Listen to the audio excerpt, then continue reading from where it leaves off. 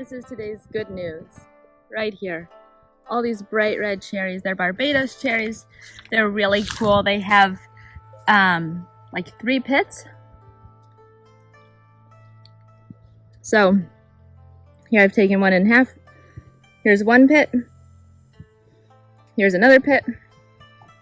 And here's a 3rd pit. So what I do is I like to eat the fruit and throw the pits on the ground. Good fertilizer. Of course, the cherry tree drops some. I'm fine for those to go back into the earth, feed the animals, whomever. We have more than enough to share. This cherry tree we planted a few years ago, so it's been here a couple years. It's been in that same spot. He's happy. He's doing well. Now, let me tell you the real reason we came out today. But I am mad. Like, not like crazy. I am pissed off. Do you see this plant? It's not doing very well. And I don't know. That may be for the betterment of the food forest. Here's another one right here. Oh, good.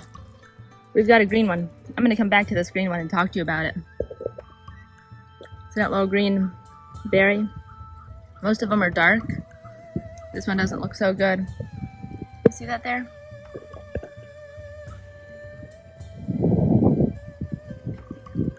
Most of them are dark. That's a good sign. This is not a healthy plant. It's not. In fact, it's not even alive. Oh, look at that, more green berries. I'm gonna hold 1, 2, 3, 4, 5. Some people consider these weeds. They grow in the north, they grow in the south. Whoa! Look at this awesome caterpillar. Hi, buddy. Oh, that is another positive. I love caterpillars. I don't love that they eat all the fruit off my plants.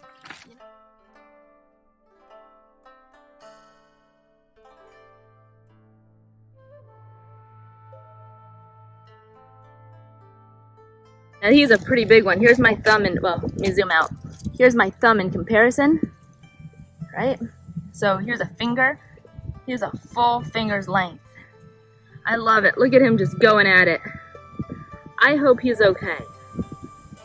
I hope that his stomach and his little caterpillar brain can handle what he's eating. And I'll explain why I say that in just a minute. Alright. So, whoa, look at that.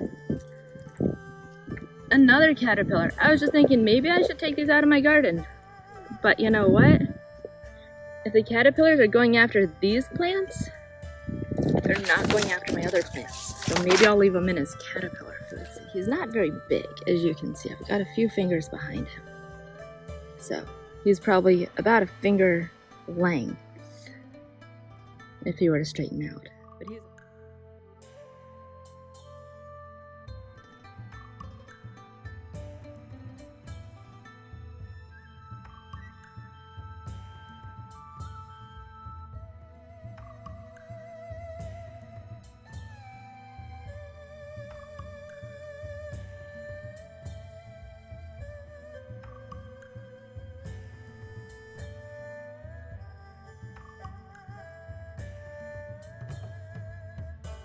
look at that, another little bug.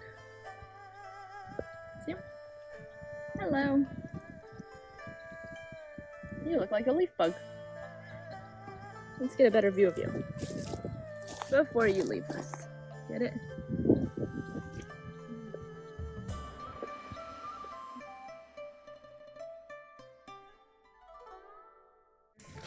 But today I want to talk to you about this plant. And it's really important that we have this conversation. In fact, this conversation could save your life or the life of someone that you know. So they're a Solanum, Nigrum, European nightshade. The dark berries are edible, but they don't taste very good. They're about the size of a blueberry. You get some that are a little bit bigger. You may get some that are a bit smaller. We were told that when they turn into raisins, it's not quite a raisin here. It's not looking so good. But like this one. See? That one is what we were told. That's how you know they're ready to eat. But truly, it's not. It's these.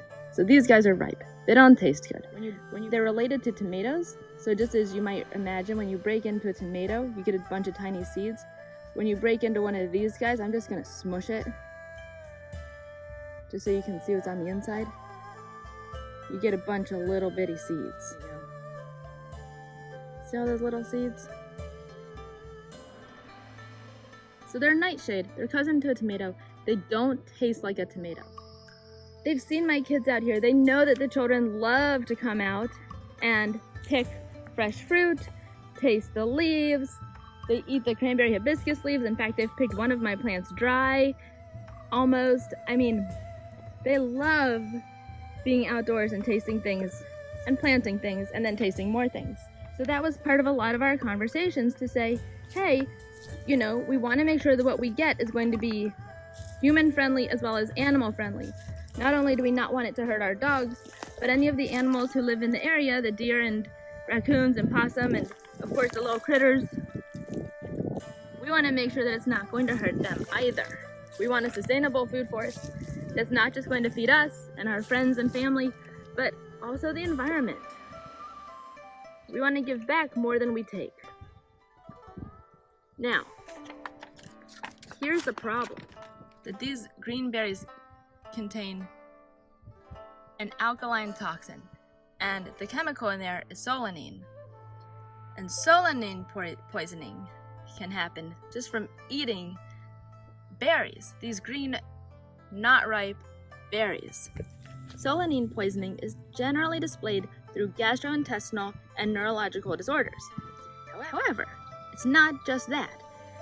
Ingesting moderate amounts of solanine can actually cause death.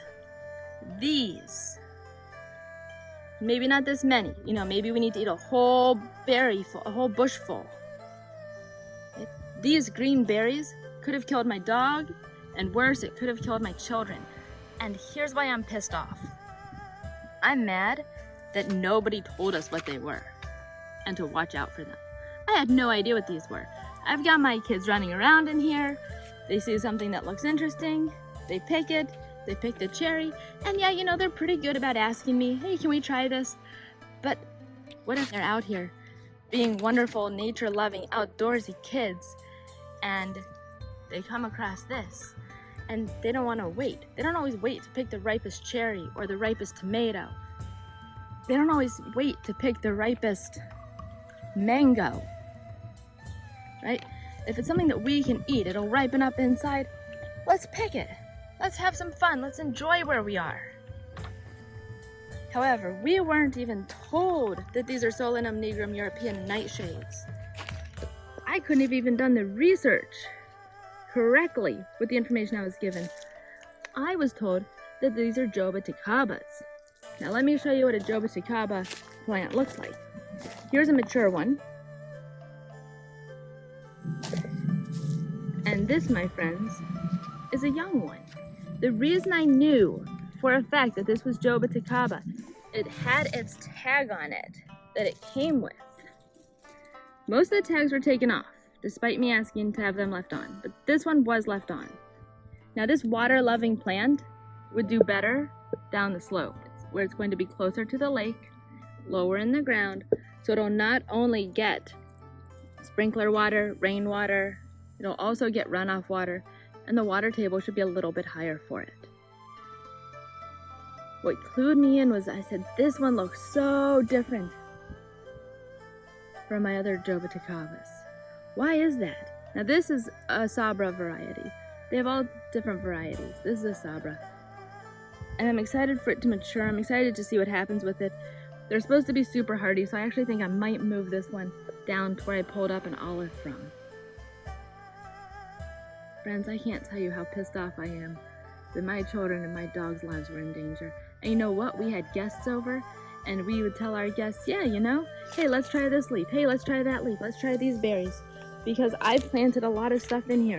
And I'll say, hey, look at this cute little guy coming up. And I've got some more in here. Look at these.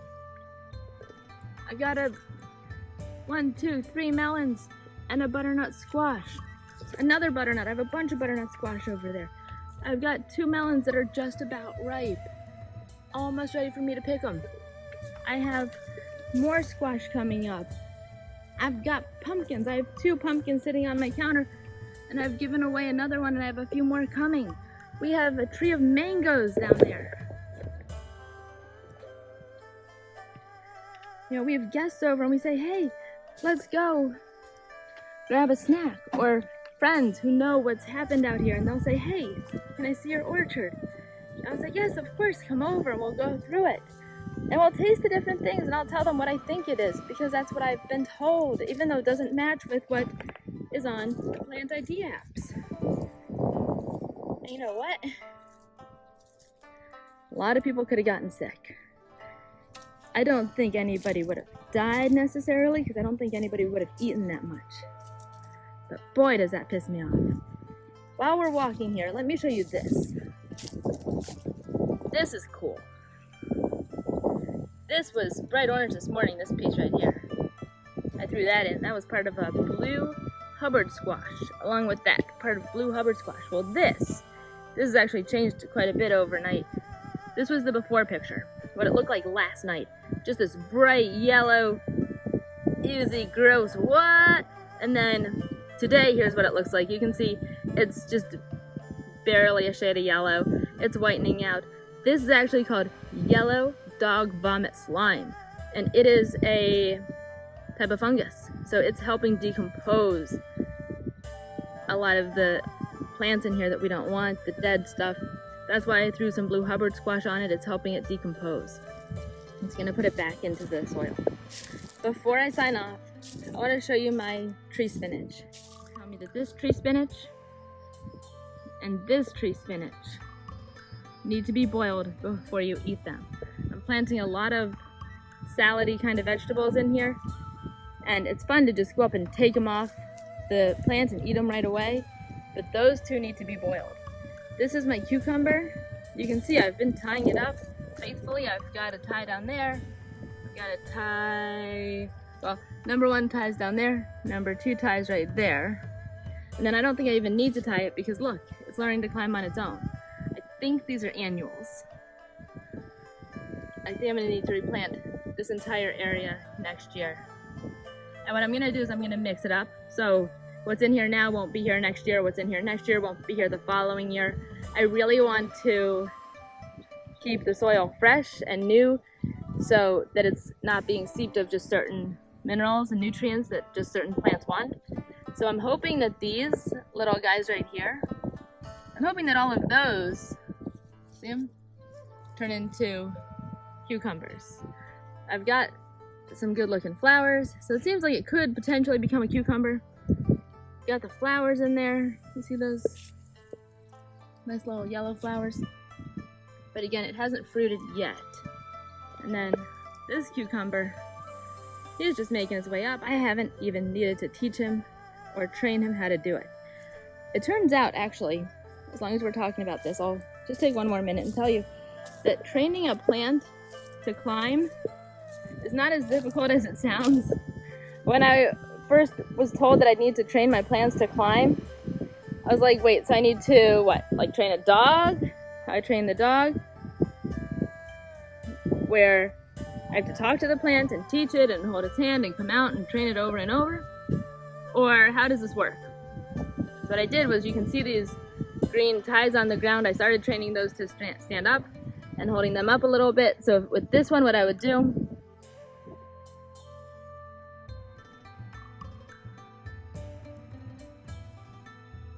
all you do is you just take him and wrap him and see how he goes. So there you go.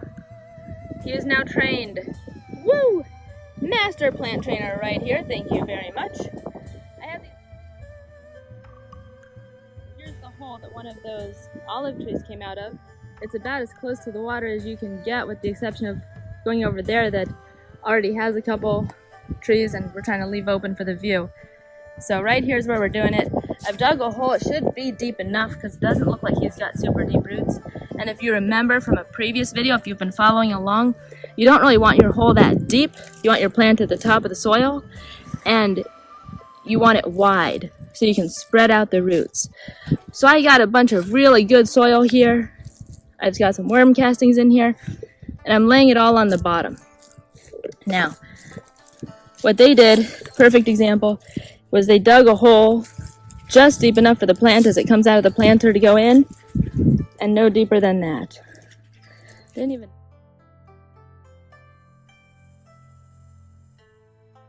He's ready to go in the ground. So we want him to be right at soil height. So I want him to be right about here. I'm not going to have any mulch around him because remember that'll cause this stress again. It could make him sick, it could kill him eventually. I'm going to pull his roots out nice and horizontally. So he should fit in this hole perfectly. Remember, you want the hole diameter to be twice as large as the plant so the roots can spread out nicely. If you're just digging a hole wide enough so the plant can go from pot to ground, you're doing it wrong. Usually I'm a little bit more gentle with my watering. I like to use my watering can. I know this is a hardy tree. I know this is a thirsty tree. And I know that our irrigation's been turned off for a little bit now. So I think he's probably going to be really thirsty. So I'm just going to, I washed away some of that dirt. I'm just going to repack him in. And I'll come out to check on him later. He has a partial shade screen up, just to kind of shade him from the afternoon sun. I need to come out and fix it. And I probably will after our big rain. But I am really anticipating a mega storm to open up on us in any minute now. So I have a little makeshift shade screen for him. So hopefully he'll be happier here. He's not looking so hot. I really think he's in shock.